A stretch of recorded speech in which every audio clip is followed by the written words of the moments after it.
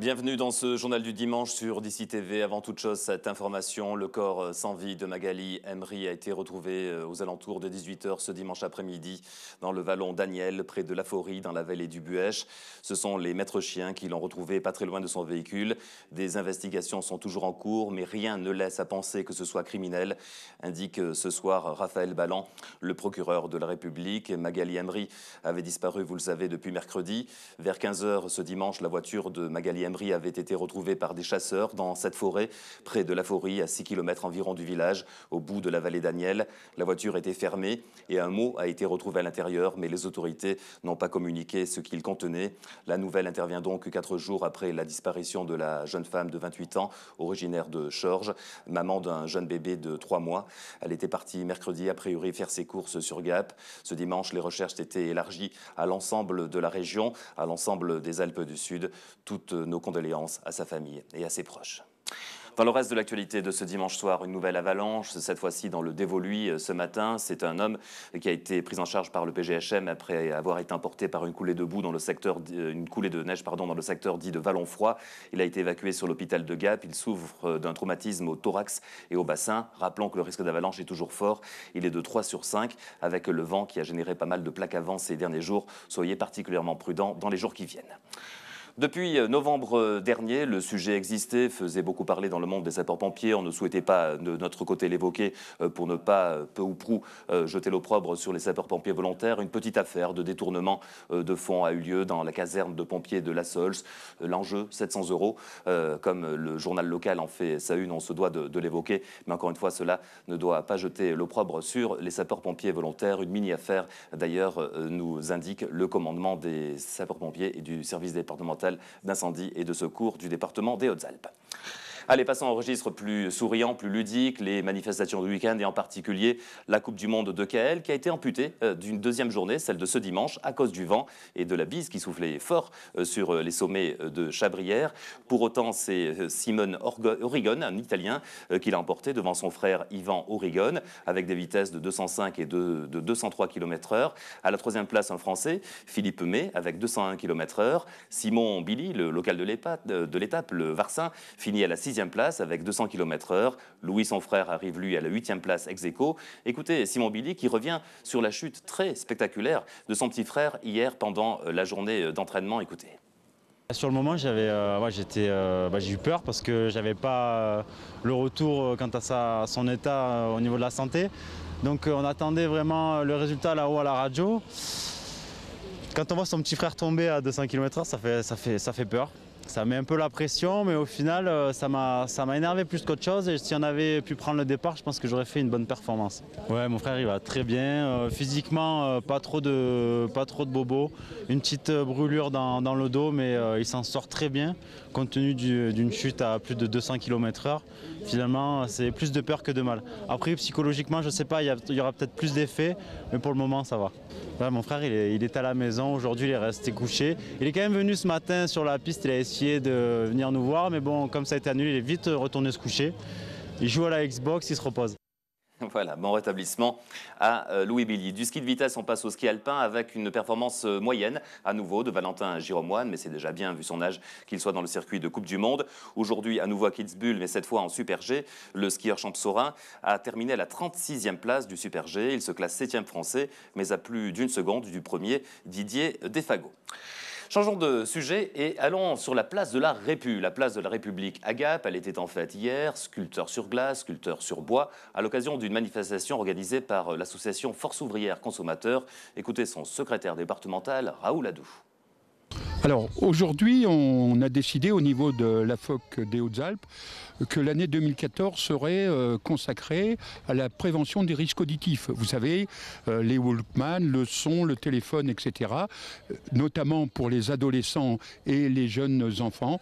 Et le but toute cette année 2014, c'est justement de les sensibiliser et la réalisation d'un CD-ROM qui sera distribué gratuitement au niveau des maternelles de la communale et du début des collèges sera faite d'ici fin 2014. Et qu'est-ce que vous proposez donc aujourd'hui en termes d'animation? On a les sculpteurs sur glace. Vous avez la sculpture sur glace qui est organisée par l'association des Corses Saint-Martin. Et cette année, nous, on a voulu innover quelque peu et on a fait la sculpture sur bois. Je suis sculpteur sur glace, sur bois.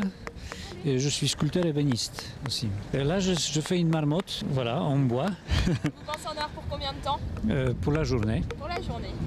Donc il faut beaucoup de patience. Beaucoup de patience et puis savoir-faire parce que ce matin, c'était un tronc d'arbre. Je l'ai commencé à la tronçonneuse et puis là, je le fignole à la gouge.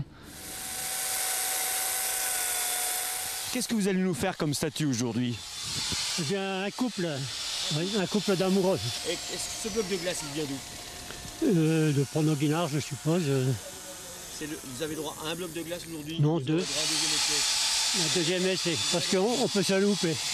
Moi, je suis originaire du Pas-de-Calais. Vous venez du Pas-de-Calais? Mais Gras-Pensé depuis 86. Et quelles sont les difficultés? Vous travaillez avec la tronçonneuse et ensuite, qu'est-ce que vous avez? Tronçonneuse, des petits outils, des ciseaux, des gouges, des outils de sculpteur, quoi.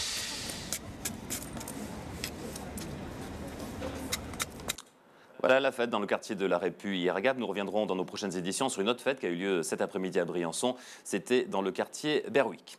Hommage pour terminer ce journal du dimanche à Jean-Christophe Lafaye. Il nous quittait il y a 8 ans. L'alpiniste gapençais était un alpiniste de renom, un petit bonhomme extraordinaire. Adrien Citeau. C'était le 26 janvier 2006, lors de l'ascension du Makalu au Népal. Jean-Christophe Lafaye disparaissait sans laisser de traces entre son dernier bivouac à 7600 mètres et le sommet.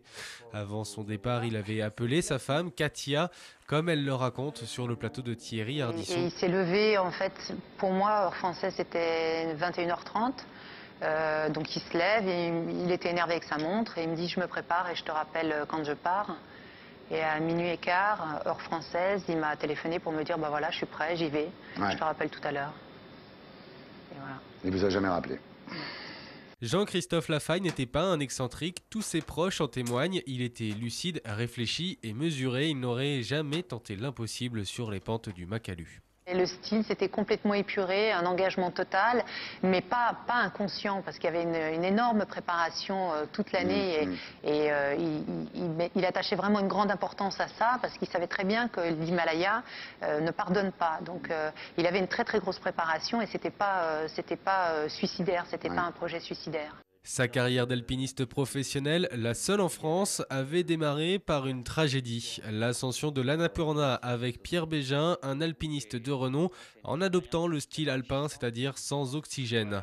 À 7100 mètres d'altitude, Pierre Bégin fait une chute mortelle en emportant avec lui tout le matériel. Jean-Christophe Lafaye mettra 5 jours pour redescendre avec un bras cassé.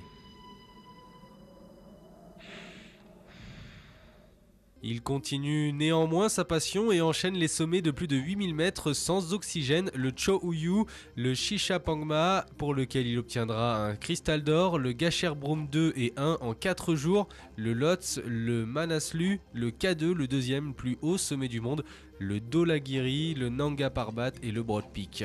Il réussira finalement l'Annapurna après 4 tentatives. La troisième ascension avait une nouvelle fois été endeuillée par la disparition d'un Sherpa. Beaucoup de doutes pour l'année 2002, de repartir à nouveau sur ce sommet. Et au final, une ascension quasi parfaite. Vraiment l'éclate, comme on dit, complète. Une super barrette, une super cordée. Jean-Christophe Lafaye pratiquait un alpinisme solitaire, ouvrant toujours de nouvelles voies lors de ses ascensions. Sa disparition n'a jamais été expliquée et on ne connaîtra probablement jamais les circonstances de sa mort. Il y a des moments, c'est en général l'heure, où on se demande ce qu'on vient foutre là, vraiment. Premier rayon de soleil sur l'Everest. Pas mal comme panorama, hein. Rare. Même si c'est hyper exigeant de venir là, il y a quand même quelques récompenses.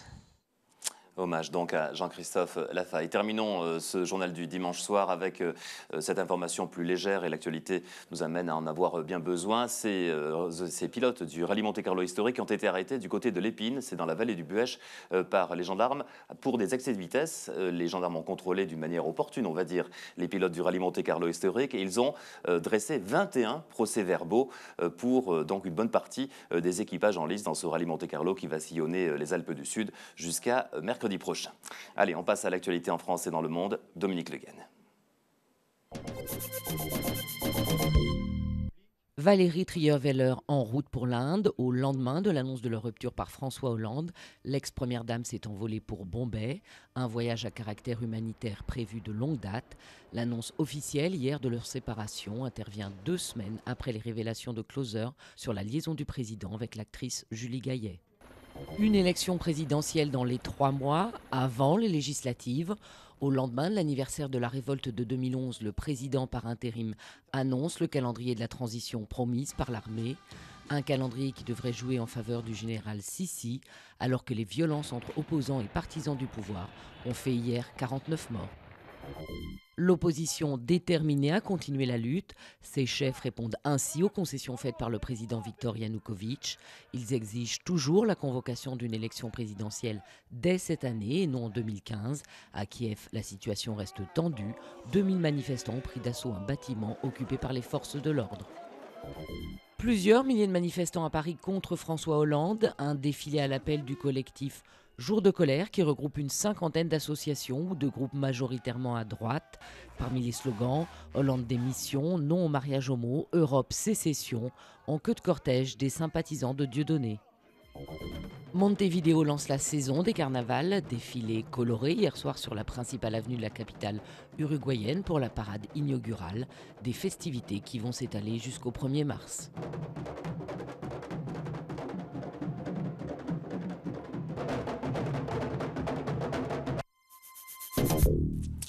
Dans un petit moment, le journal des sports pour tout savoir de l'actualité sportive de ce week-end dans les Alpes du Sud. Bonne continuation avec les programmes de DC TV.